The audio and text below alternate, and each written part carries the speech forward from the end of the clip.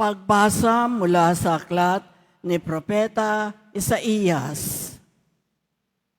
Nang kapanahunan ni Akas, na anak ni Hotam at apo naman ni Uzias, na hari ng Huda, ang Jerusalem ay sinalakay ni Rezin, hari ng Syria, at ni Peka, anak ni Remalias, hari ng Israel. Ngunit hindi sila nagtagumpay. Nakaabot sa sambahayan ni David ang balitang nagkasundo na ang Syria at ang Israel. Kaya't ang hari, gayon din ang buong bayan, ay nanginig sa takot na animoy mga punong kahoy na inuugoy ng hangin. Sinabi ng Panginoon kay Isaías, "Isama mo ang iyong anak na si Seir sa Jacob, at salubungin ninyo si Akas.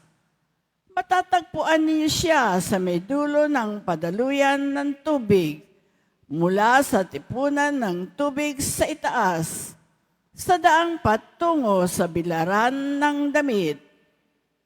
Ganito ang sabihin mo sa kanya, humanda ka, pumanatag ka at huwag matakot. Huwag masisira ang loob mo dahil sa nag-aalab na puot ni Rezin ng Syria at ng anak ni Remalias. Ang dalawang iyan ay parang dalawang kahoy na umuusok, ngunit di nagdidingas. Nagbalak ng masama laban sa iyo ang Syria, ang Israel, at ang anak ni Remalias, at kanilang sinabi, lusubin natin ang Huda, pasukuin natin at sakupin, papaghariin natin doon ang anak ni Tabel. Akong Panginoon ang nagsasabing, hindi na ito mauulit, sapagkat ang Syria mahina pa sa Damasco, na punong lungsod niya. Ang Damasco ay mas mahina kay Haring Rezin. Ang Israel naman mawawasak sa loob ng 65 araw.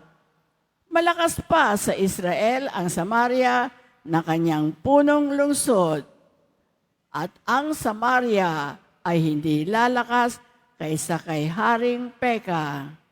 Ikaw ay mapapahamak pag hindi mananatili ang iyong pananalig sa Diyos.